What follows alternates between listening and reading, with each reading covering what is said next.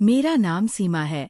मेरे भाई का दोस्त बड़ा ही सुंदर और ताकतवर बॉडी वाला है, जिसको पहली बार देखते ही मैंने तय कर लिया था कि मैं इसको अपनी गुफा के दर्शन जरूर करवाऊंगी, क्योंकि मैंने उसके छोटे भाई पप्पू के दर्शन कर लिए थे।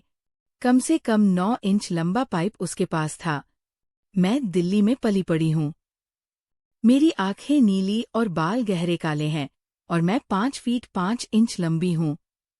22 साल की उम्र में मैं पढ़ाई के लिए लंदन में रहती हूँ। यहाँ मैं अपने बड़े भाई आर्यन और उसके बचपन के दोस्त विजय के साथ 3 कमरों के एक फ्लैट में रहती हूँ। आर्यन पिछले 4 साल से लंदन में है और विजय भी 4 साल से उसी फ्लैट में रह रहा है। मैं 1 साल पहले यहाँ आई हूँ और मेरे घर वालों ने मुझे यहाँ आने की इजाज़त ही इस शर्त पर दी थी कि मैं अपने भाई के साथ रहूंगी। दिल्ली में मैं एक को एजुकेशन कॉलेज में पढ़ती थी, जहाँ मेरे क्लासमेट और कॉलेज के दूसरे लड़के मुझ पर अक्सर टोंट कसते थे, लेकिन मैंने कभी किसी पर ध्यान नहीं दिया। मेरा सारा ध्यान अपनी पढ़ाई पर था और मैं हमेशा नई चुनौतियों की तलाश में रहती थी। इसी दौरान मेरा दाखिला लंदन के एक प्रतिष्ठित कॉलेज में हो गया और मैं अपने सपनों को पूरा करने के लिए यहाँ आ गई। मेरी इच्छा थी कि मैं अपने भाई से अलग रहूं ताकि अपनी आज़ादी से जिंदगी जी सकूं, लेकिन घर वालों की ये शर्त कि मैं भाई के साथ रहूंगी एक ऐसी बाधा थी जिसे मैं पार नहीं कर सकती थी। जब मैं यहाँ पहुंची तो विजय को देखकर हैरान रह गई। वह 5 फीट 10 इंच लंबा सांवले रंग का और एक जिम बदन वाला नौजवान था। उसकी उम्र भी लगभग 24 साल होगी, यानी मुझसे कुछ साल बड़ा। वो गजब का खूबसूरत था, जो मुझे अपनी तरफ खींचती थी। लेकिन हैरान करने वाली बात ये थी कि वो हमेशा मुझसे दूर रहने की कोशिश करता। दूसरे लड़कों की तरह उसने कभी भी मुझसे ज्यादा परेशान करने की कोशिश नहीं की, बल्कि काम की बात भी वह मुझसे कभी कभार ही करता था, और वह भी बहुत कम। उसका तरीका कुछ ऐसा था कि जैसे वह मुझे बिल्कुल देख ही नहीं सकता। वह उसी वक्त घर आता जब आर्यन भाई भी मौजूद होते। अगर कभी ऐसा होता कि मैं घर में अकेली होती तो विजय भी घर से बाहर चला जाता और उस वक्त वापस आता जब आर्यन घर आ जाते। ये बात मुझे हैरान करती कि आखिर वो मुझसे इतना क्यों डर रहा है। मैंने कई बार उसके साथ बात करने की कोशिश की, लेकिन वो हर बार चला जाता और मुझे अनदेखा कर जाता, जैसे उससे किसी ने बात ही ना की हो। जैसे जैसे वह मुझे अनदेखा करता, मुझ में उसे पाने की इच्छा बढ़ती जाती। उसकी बेरुखी मेरे दिल में उसके लिए जिज्ञासा और आकर्षण पैदा कर रही थी। मुझे इस बात का भी डर रहता कि अगर मैं कभी उससे कोई बात करूं तो कहीं वह भाई को ना बता दे, कहीं आर्यन मुझसे नाराज ना हो जाए। लेकिन इसके बावजूद मैं अक्सर उससे बात करती रहती। हर बार मुझे उसकी तरफ से बेरुखी और नाकामी का सामना करना पड़ा। ये लड़का लंदन जैसे खुले माहौल में रहने के बावजूद यहाँ की बुराइयों और बेहतर जिंदगी से दूर था। हालांकि मेरा भाई कई बार शाम को बाहर दोस्तों के साथ चला जाता, लेकिन विजय ऐसी तमाम बातों से बहुत दूर था। वो अपना ज्यादा वक्त पढ़ाई या अपने काम में लगाता था। उसकी यही संजीदगी थी जिसने मुझे उसकी तरफ खींचा और मैं उसे मन ही मन में चाहने लगी थी। एक दिन मैंने उसे अपने संतरे दिखा दिए। वीडियो पर आगे बढ़ने से पहले यदि आपने हमारे चैनल को सब्सक्राइब नहीं किया है तो कृपया सब्सक्राइब करें और उसके बगल में घंटी वाला बटन जरूर दबा दें। एक बार जब विजय की तबीयत खराब थी और वह दिन भर घर पर ही रहा, मैं भी जल्दी कॉलेज से वापस आ गई। बारिश का दिन था और मौसम काफी ठंडा था।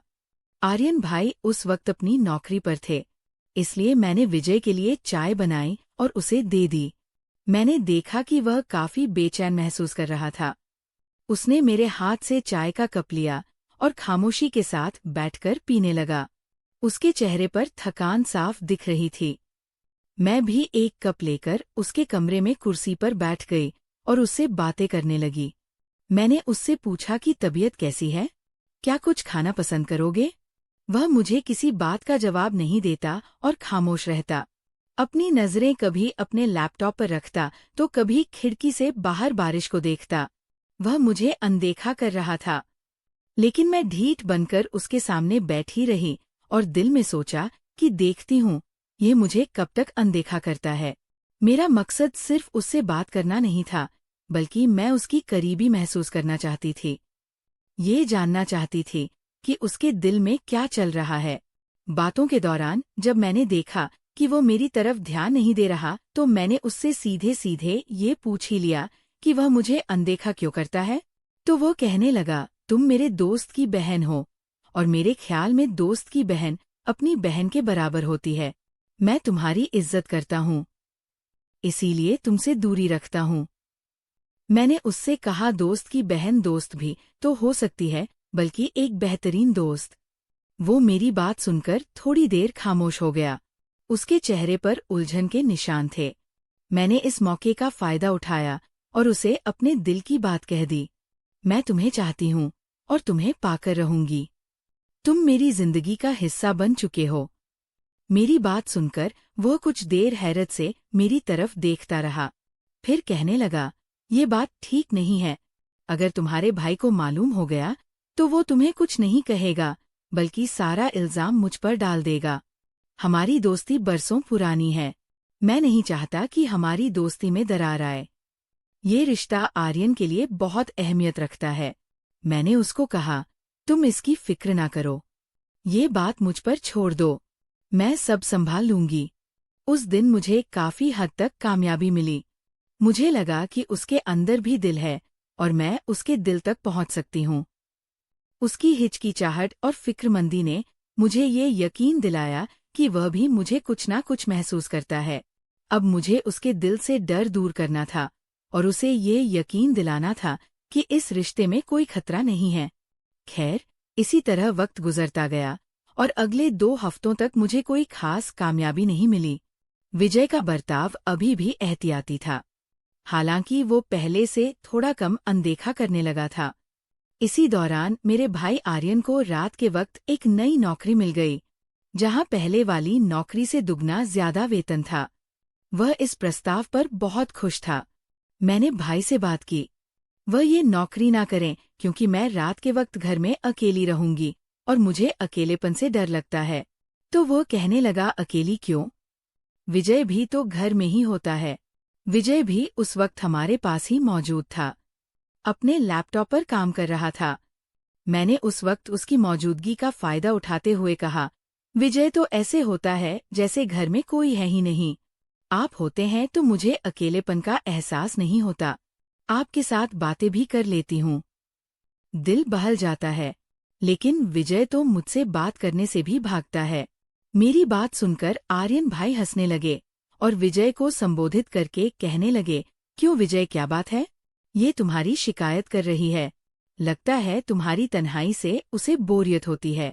तो विजय ने एक बार नजर उठाकर पहले आर्यन और फिर मेरी तरफ देखा। उसके चेहरे पर हल्की सी मुस्कुराहट आई और फिर उसने फौरन अपनी निगाहें दोबारा अपने लैपटॉप पर टिका ली। मैंने मौका हाथ से ना जाने दिया और आगे कहा, यह तो ऐसे मुझसे भागते हैं जैसे मैं इन्हें खा जाऊंगी। 6 महीने विजय ने मुझसे कभी सीधे बात नहीं की और अब कहते हैं कि मुझे अकेलेपन का एहसास नहीं होगा।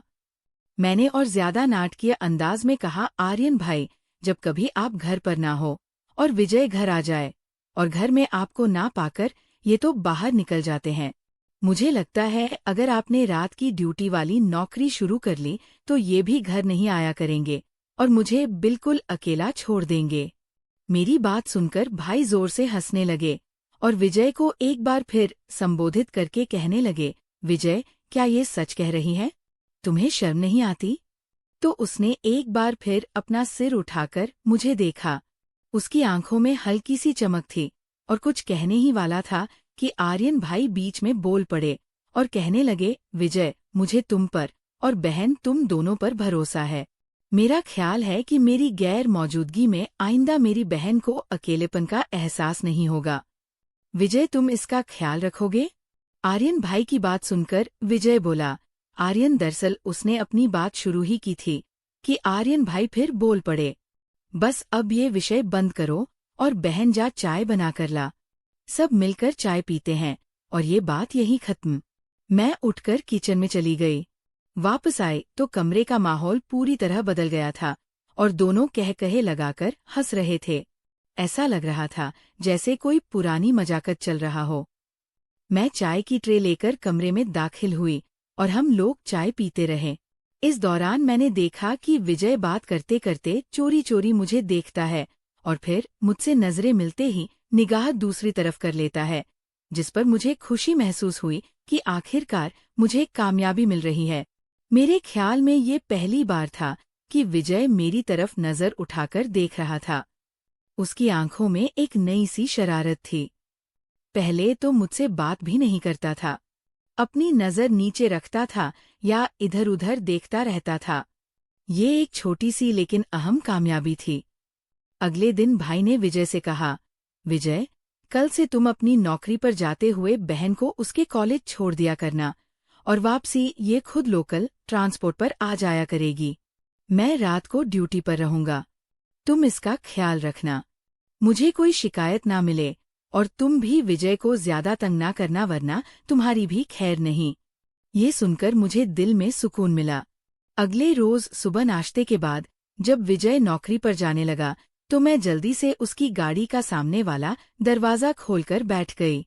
उसके चेहरे पर हैरानी के मिले-जुले भाव थे। वो गाड़ी में बैठा और एक नज़र मुझे देखकर हल्का सा मुस्कुराकर गाड़ी चलाने लगा। वह चलाते हुए खामोश था, जैसे अपने ख्यालों में खोया हुआ हो। मैंने इस खामोशी को तोड़ा और कहने लगी, विजय, आप जितना दूर भागोगे मैं उतना ही पास रहूंगी। और मैंने कहा था कि मैं तुमको पसंद करती हूँ और तुमको पाकर रहूंगी। तुम मेरी किस्मत में हो। वह मेरी बातें खामोशी से सुनता रहा, कभी हल्का सा सिर हिलाता और मुझे कॉलेज के बाहर छोड़कर चला गया। मुझे लगा कि मेरे शब्द उसके दिल पर कुछ ना कुछ असर कर रहे हैं। दोपहर को मैं घर आई तो आर्यन भाई सो रहे थे। मैंने अपने कपड़े मशीन में डालकर धोए और टीवी लगाकर देखने लगी। शाम को विजय आए तो मैंने उनको भी चाय पेश की। इतने में आर्यन भाई भी उठ गए और अपनी नौकरी के लिए तैयार होने लगे। मैंने उनसे पूछा कि आज रात के खाने का क्या मूड है, तो आर्यन भाई कहने लगे, मैं तो नौकरी पर रहूंगा। बेहतर है, जब तक मेरी रात की नौकरी है आप लोग बाहर से ही खाना खा लिया करना। मुझे चिंता करने की जरूरत नहीं है। मैं ये बात सुनकर उछल पड़ी कि विजय के साथ मैं पहली बार आज बाहर खाने के लिए जाऊंगी। ये एक ऐसा मौका था जिसका मैं कब से इंतजार कर रही थी। भाई के नौकरी पर जाने के बाद मैं टीवी देखती रही, जबकि विजय अपना लैपटॉप लेकर अपने कमरे में घुस गया। मैं बेचैनी से उसका इंतजार कर रही थी।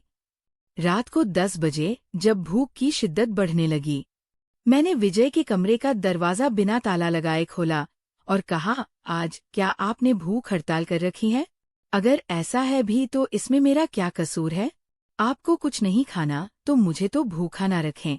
मेरी बात सुनकर विजय मुस्कुराए और अपना लैपटॉप एक तरफ रखकर उठ गए और कहने लगे, तुम आधा घंटा और इंतजार करो, मैं KFC से कुछ ले आता हूँ। मैंने कहा, नहीं, आप घर कुछ ना लाएं। मैं भी आपके साथ चलूंगी और बाहर ही खाकर आएंगे। आज मुझे आपके साथ बाहर खाना है। मेरी बात सुनकर वो एक लम्हे के लिए मेरी तरफ देखने लगा। उसकी आंखों में एक नई चमक थी। फिर कहने लगा, चलो ठीक है। मैंने कहा, ठहरो, मैं कपड़े बदल लूं, कुछ अच्छा पहन लेती हूँ। तो वो कहने लगा, क्या बदलना है? अच्छी भली तो हो, तुम्हें किसी बदलाव की जरूरत नहीं। मैंने उसकी बात अनसुनी कर दी और दरवाजा खोलकर बाहर निकल गया। मैं भी उसके पीछे ही बाहर आ गई और गाड़ी में बैठ गई। उसने गाड़ी चला दी और खामोशी से ड्राइविंग करता रहा। मैंने इस खामोशी को तोड़ा और उससे पूछा, आप मुझे जानबूझकर अनदेखा क्यों करते हो? क्या मैं आपको अच्छी नहीं लगती? अब मुझ में कोई कमी है कि आप मुझसे बात करने से भी कतराते हैं? आस्था, मेरी बात सुनो। अगर तुमने आइंदा ऐसी बात की तो मैं तुम्हारे भाई को बता दूंगा। उसने थोड़े गुस्से में कहा, तुम चाहे सारी दुनिया को बता दो, मुझे परवाह नहीं। मैं तुमसे तब तक पूछती रहूंगी जब तक मुझे मेरी बात का जवाब नहीं मिल जाता, जब तक मुझे ये नहीं मालूम होता कि मेरे साथ ऐसा बर्ताव क्यों है। तुम मेरे दोस्त की बहन हो और मेरे लिए सम्माननीय हो। बस यही वजह है। तुम्हें कब कह रही हूँ कि मैं तुम्हारे दोस्त की बहन नहीं हूँ। क्या दोस्त की बहन भी दोस्त नहीं बन सकती? क्या ये जरूरी है कि वो सिर्फ बहन ही रहे, कभी दोस्त ना बने? नहीं, ऐसी बात नहीं। अगर तुम्हारे भाई को मालूम हो गया तो वह क्या सोचेगा? हम दोनों पर नाराज हुए। ये सब तो मुझ पर छोड़ दो, मैं सब संभाल लूंगी। आपको सिर्फ मेरी बात सुननी है और मेरी तरफ एक बार ध्यान देना है। फिर भी मुझे ये सब अच्छा नहीं लगता। ये हमारी दोस्ती के खिलाफ है। क्यों अच्छा नहीं लगता? इसकी कोई खास वजह भी तो बताओ। शायद मैं भी उसको बुरा समझने लगूं और अपना इरादा बदल लूं। मैं तुमसे बहस नहीं कर सकता, उसने तंग आकर कहा। उसके चेहरे पर बेबसी के निशान थे। फिर मेरी बात मान लो। मैं आपको ये बता दूं कि मैं आपको पसंद करती हूँ और आपको पाकर ही रहूंगी। मैंने तुम पर अपना दिल हारा है। हाँ, अगर मैं आपको अच्छी नहीं लगती तो मुझे बता दो, मैं आपकी जिंदगी से चली जाऊंगी। उसने केएफसी के सामने गाड़ी खड़ी की और खुद दरवाजा खोलकर बाहर निकल गया और थोड़ी देर के बाद 2 हलाल बर्गर और 2 कोक ले आया। मैंने उससे कहा कि खाना लेकर घर नहीं जाना, बल्कि यहाँ पास के किसी पार्क में चलते हैं, जहाँ बैठकर खाएंगे। मुझे खुली जगहों पर बैठकर खाना पसंद है। वह मेरी बात सुनकर खामोश रहा और गाड़ी चलाने लगा। थोड़ी देर के बाद उसने एक खूबसूरत पार्क के सामने गाड़ी खड़ी कर दी, जहाँ हल्की रोशनी थी और सुकून महसूस हो रहा था। हम दोनों ने एक बेंच पर बैठकर बर्गर खाए। इस दौरान भी मैंने उसके साथ बात करने की कोशिश की, लेकिन वो खामोश रहा। कभी आसमान की तरफ देखता तो कभी घास पर निगाहें जमाए रखता, लेकिन मैंने हिम्मत नहीं हारी। मैंने महसूस किया कि उसकी खामोशी में भी कुछ छिपा हुआ है। वो कुछ कहना चाह रहा है, लेकिन हिचकिचा रहा है। अगले रोज शुक्रवार का दिन था। सुबह जब वह मुझे कॉलेज छोड़ने गया तो रास्ते में फिर बात करने की कोशिश करती रही, लेकिन हमेशा की तरह मुझे नाकामी का मुंह देखना पड़ा। उसका रवैया अभी भी वही पुराना था। उस दिन शाम को जब भाई नौकरी पर जाने लगे तो मैंने उनसे कहा, भाई आज आप नौकरी पर ना जाइए, मुझे आपके साथ वक्त बिताना है। क्यों, खैरियत तो है ना आस्था? क्या कोई समस्या है? नहीं, ऐसे ही आज मेरा बाहर खाने का मन कर रहा है। जब से लंदन आई हूँ कभी भी आप मुझे बाहर खाने के लिए नहीं लेकर गए। मुझे आपके साथ जाना है। मैं तो नहीं लेकर जा सकता, मेरी रात की ड्यूटी है। तुम विजय के साथ चली जाना। वो तो फॉरेक है। वह तो ऐसे इंसान है, ना खुद कहीं जाते हैं ना कहीं मुझे लेकर जाएंगे। उनको तो घर से बाहर निकलना भी पसंद नहीं। मेरी बात सुनकर आर्यन भाई हंसने लगे और कहने लगे, नहीं ऐसी बात नहीं, वह है तो बहुत खुलशाम मिजाज आदमी, लेकिन तुमसे थोड़ा आरक्षित रहते हैं। पता नहीं क्यों मुझसे आरक्षित क्यों रहते हैं, ये मुझे मालूम नहीं। खैर छोड़ो इस बात को। अगर आप मुझे ले जा सकते हैं तो ले जाएं। वो मुझे नहीं लेकर जाएंगे। अगर उनके साथ जाने के लिए कहना है तो साफ कह दे कि मैं ना जाऊं। नहीं, ऐसी बात नहीं। तुम उसे कह देना, वह तुम्हें ले जाएगा। वह नहीं मानेंगे। आप खुद उनसे कह दें तो शायद आपकी बात मान लें। वो आपकी बात ज्यादा सुनते हैं। ठीक है, इस वक्त तो वो नौकरी पर व्यस्त होगा। जब आएगा तो मेरी फोन पर बात करवा देना, मैं उसे कह दूंगा। भाई की बात सुनकर मैं खुश हो गई। मेरा प्लान कामयाब हो गया था। मैं जानती थी कि भाई का कहना वो नहीं टालेगा। भाई चले गए तो मैंने उठकर फ्रेश होकर नीली जीन्स के साथ सफेद टी-शर्ट पहन ली और हल्का सा मेकअप करके तैयार हो गई। मैंने आईने के सामने खड़ी रहकर खुद को देखा तो मैं बहुत खूबसूरत लग रही थी। मेरा आत्मविश्वास बढ़ गया था। मैं जब से लंदन आई थी आज पहली बार मैंने मेकअप किया था। हालांकि मेरे पास मेकअप का सामान मौजूद था, लेकिन मैं कभी भी खुद को तैयार करने की जरूरत महसूस नहीं करती थी। तैयार होने के बाद मैं विजय का इंतजार करने लगी। मेरा दिल जोर जोर से धड़क रहा था। एक अजीब सी बेचैनी थी। थोड़ी देर के बाद वह आया। मैंने दरवाजा खोला तो उसने मुझे देखा और एक लम्हे के लिए ठिठक कर रह गया। उसकी आंखों में हैरानी और कुछ और ही जज्बात थे। लेकिन दूसरे ही लम्हे वह संभल गया और अंदर दाखिल हो गया। मैंने दरवाज़ा बंद किया और अंदर आकर उसके लिए चाय बनाई। चाय के बाद मैंने उससे कहा, विजय आज कहीं बाहर खाने के लिए ना चले। भाई ने कहा है कि आपके साथ चली जाऊं। उसने मुझे बिना देखे हुए कहा, मैं नहीं जा सकता। अगर जाना है तो आर्यन से कह देना, वह लेकर चला जाएगा। मैंने भाई से पूछ लिया है, वह कह रहे थे कि आपके साथ चली जाऊं और उन्होंने मुझे जोर दिया है कि आप मुझे लेकर जाएं। मुझे तो उसने नहीं कहा, आप उनसे फोन पर बात कर लें।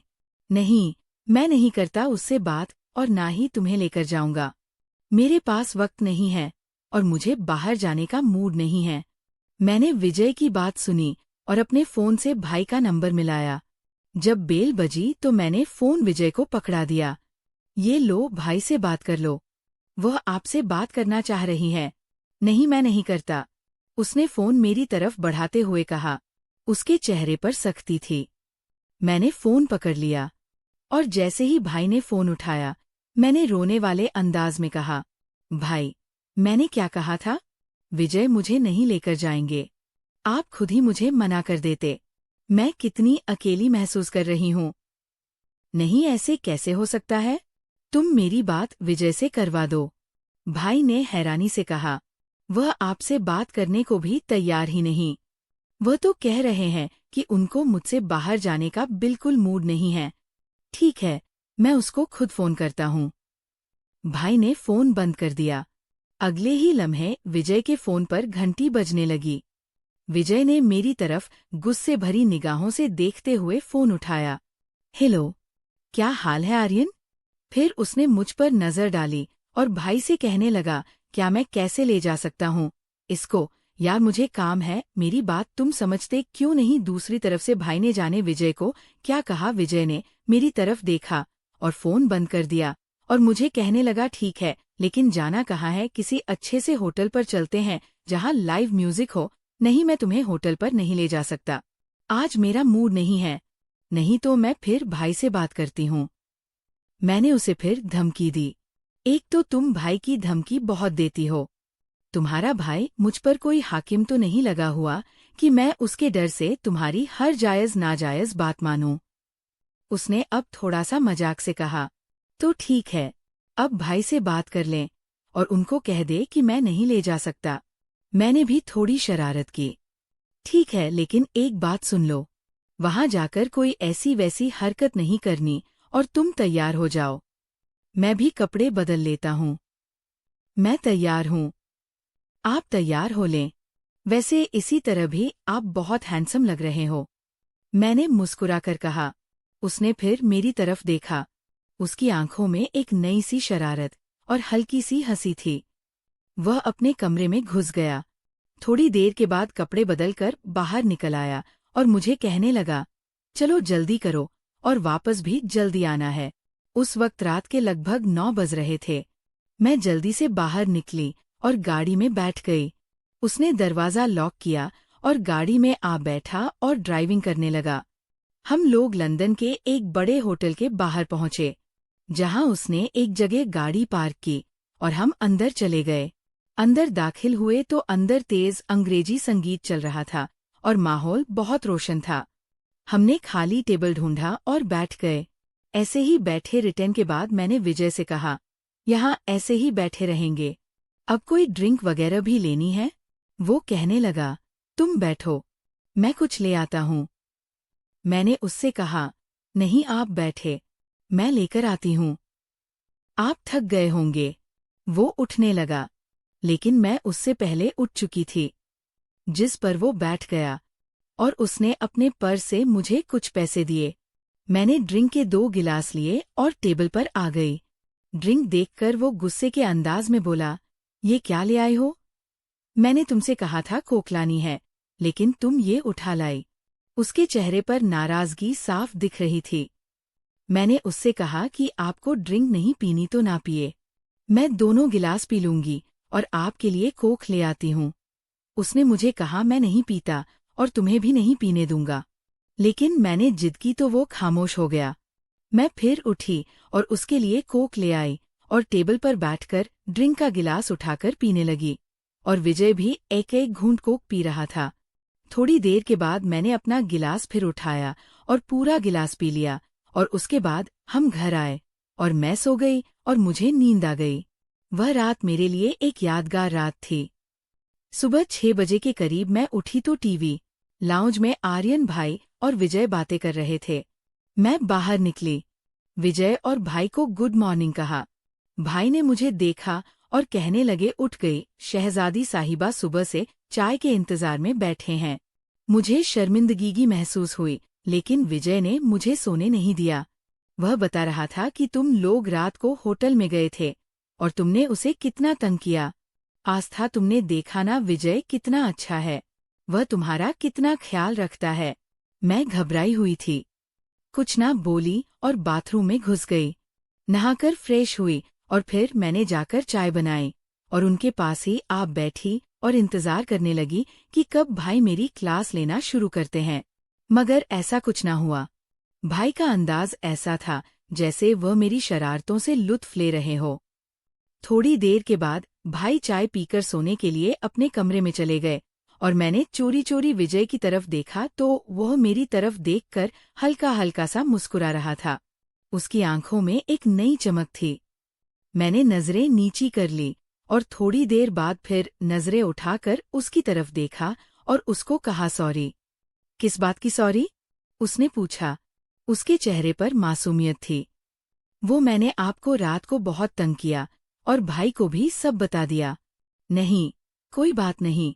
इसमें तुम्हारा क्या कसूर है? ये तो तुम्हारा हक है कि तुम भाई से कह सको और मुझे खुशी है कि तुमने ये किया। मैं खामोश हो गई और थोड़ी देर के बाद फिर बोली, वो आपने रात वाला वाकया भाई को भी बता दिया है या नहीं? वैसे तुम हो वाकई ही बहुत खूबसूरत। मेरी जिंदगी में पहली बार मैंने किसी को इतना हसीन देखा है। मैं उसकी बात सुनकर खुश हो गई और उसकी तरफ देखने लगी। आखिरकार मैं जीत गई थी।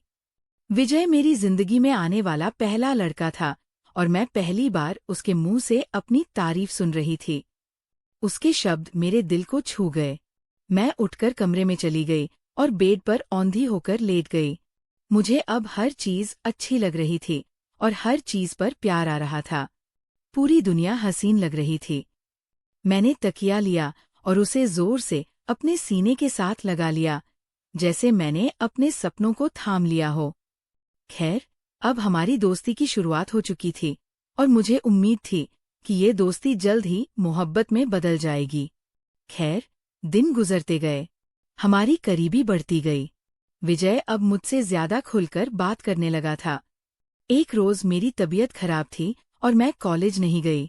विजय अपनी नौकरी पर चले गए। मैं अपने कमरे में ही लेटी रही, जबकि भाई अपने कमरे में सोए हुए थे। 9 बजे के करीब मुझे दरवाजा खुलने की आवाज आई। मैंने सोचा भाई उठे होंगे, किसी काम के लिए दरवाजा खोला होगा। मैं अपने कमरे में ही लेटी रही। थोड़ी देर के बाद मुझे टीवी लाउंज से आवाजें आने लगी। उनमें भाई के साथ किसी महिला की भी आवाज शामिल थी, जो हिंदुस्तानी लहजे में अंग्रेजी बोल रही थी। दोनों अंग्रेजी भाषा में कुछ बोल रहे थे। उनकी आवाजें काफी धीमी थी। मैं उठी और दरवाजा हल्का सा खोल कर देखा तो आर्यन भाई एक गोरी महिला के साथ बातें कर रहे थे। वह महिला कोई 24 से 25 साल की होगी, खूबसूरत और आकर्षक। वो गोरी महिला 1 घंटे से ज्यादा वक्त घर में मौजूद रही और फिर चली गई। भाई फिर अपने कमरे में जाकर सो गए। खाने के वक्त भाई उठे तो मैंने उनको महसूस नहीं होने दिया कि मैंने उनको किसी महिला के साथ देखा है। मैंने बहुत एहतियात से ये बात छिपाई। खाने के बाद भाई भी अपनी रात की ड्यूटी पर चले गए।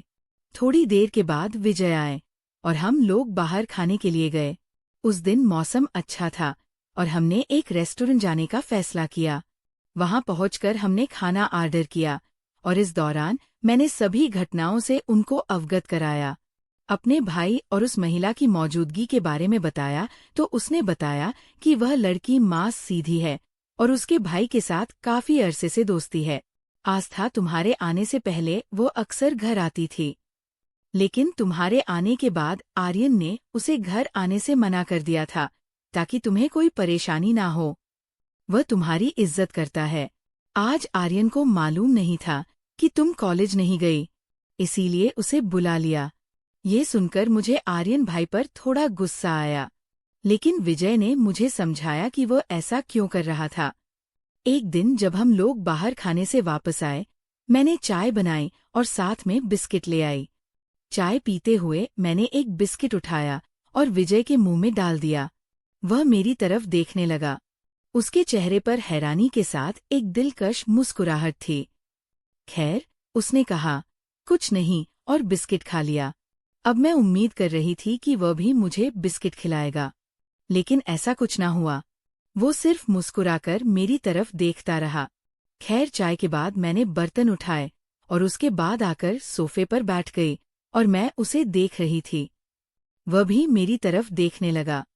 हमारी नजरें मिली और उसकी आंखों में मुझे अपने लिए मोहब्बत दिखाई दी। उसके बाद वो उठकर अपने कमरे में चला गया। शायद उसे और बात करने में हिचकिचाहट महसूस हो रही थी। मैं भी उठी और अपने कमरे में चली गई, लेकिन उस रात मुझे नींद नहीं आई। मेरे दिल दिमाग में विजय के साथ गुजरा हुआ हर लम्हा ताजा था, और मैं ये सोच रही थी कि हमारे रिश्ते का अगला मोड़ क्या होगा। क्या हम कभी एक हो पाएंगे? अगला भाग देखने के लिए कमेंट्स करें, और अगर कहानी अच्छी लगी हो तो लाइक करें। साथ ही चैनल को सब्सक्राइब करना मत भूलें।